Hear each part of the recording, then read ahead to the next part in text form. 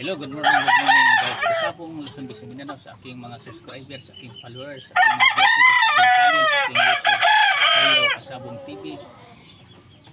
Nandito naman ako sa umaga na ito ngayon magpakita konting tips, sampul puriba sa inyong para sa inyo mga baguhan pa lang na mag-alaga ng manok na nagbalak magpapalahi.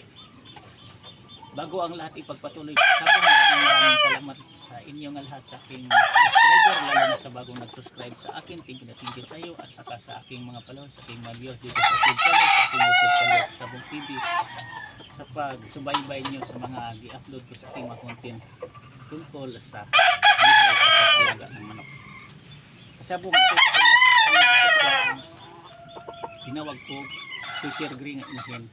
Ang mga stag ko ngayon mga kalisay, anak nito, mga gris, sakto side ito.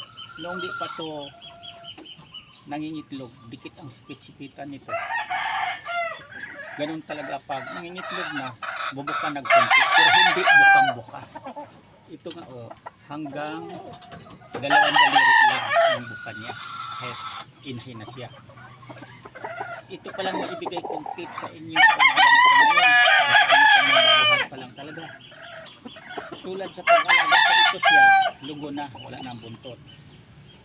Hindi ko kinontrol ang pagkain nito, mas lalong dinamihan ko pa na kaya niyang ubusin. Pagkatapos, pinagala-gala ko siya, pinaarawan. Yan ang pag-alaga ko ng materialis kung inahin kong babae. Kasi kapag panatili lang ang nasubukan ko na rin yan kung sa kulungan lang, pakain lang, inom lang ng tubig. Katabang kataba, ang pagkataba niya masakula naman. Hindi kagaya ng masagala-gala siya na arawan, hindi magkaroon sa kula. Pag kumpleto na ang balahibo nila, kung kailangan na natin na gagamitin para nga palahian na natin, mangingitlog agad. O kaya hindi pa nga makumpleto ang balahibo niya, mangingitlog na. Ikumpara sa magkasakula, hindi yan mangingitlog kahit kumpleto na ang balahibo. Matagal pa yan bago mag-itlog. Kung itlog man yan, putol-putol pa isa, tapos sunod naman na mga linggo, isa, dalawa, ganun lang. Hanggang wala kang maipon kasi walang mga similya yon. Yun ang totoo. Kasi, paliwanag ko sa inyo, bakit walang similya? Mahina ang similya din pag sobra katab-out, may sakula. Pagkatapos, kung ang initlog sa isang linggo, dalawa lang, sunod itlog naman yung iba, kung ipunin mo yan, mawala ang similya yan. Sabot, maging bubok baog. Yan ang pinakasikreto ko kung paano ako mag-alaga, kasi nasa akin nakasalalay sa inahin ang pag-produce ng magkaroon tayo marami kaagad ng mga laking mga sisiw. At saka ulitin ko, piliin din nyo ang inahin tulad ng pagpili ko tulad nito na nag-produce ito o mga ianak niya, marami ang lalaki, kukunti lang babae. Sa isang pisaan ito, pinakamataas ng 3 nga babae, dalawa.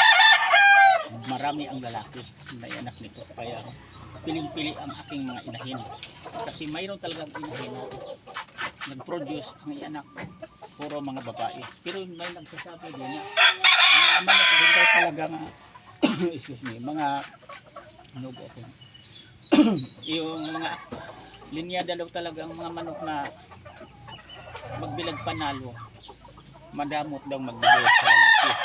Pero minsan maniwala ko, minsan hindi din, kasi bakit din sa akin nag-anak man ito ng mga maraming lalaki pero nagpanalo naman ang mga anak, lamang man sa panalo kaysa talo. Kaya kayong mga baguhan pa lang, kung mag-breed kayo, lalo na kung gustuhin nyo nga mag-out magbinta, kasi ginagawa ko mismo yan kung marami na, parang doon tayo makakabawi, makabalik agad ang ating binling patoka kung makapagbinta tayo.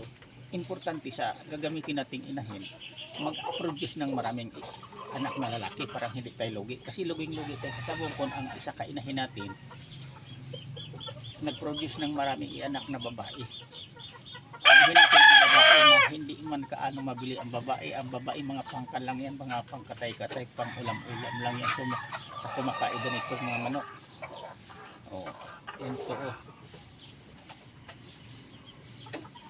Yan ang sample prueba ko sa inyo, ito pinakita ko sa inyo kung unong history sa pag-alaga sa inahin natin na lugon. Hindi kay porkit lugon lang, hayaan lang din natin yung pakain na pakain, hindi. Kailangan alagaan din natin na ensayo sa exercise, makalipad-lipad, makalagala, makukalay kay sa lupa o kaya maarawan siya para nga hindi magkarog sa pula. Yan lang, hanggang dito muna po kasabong. Sana mayroon kayong mapulot at matutunan sa i-upload kong videos dito sa aking channel, sa aking YouTube Kalingap Kasabong TV.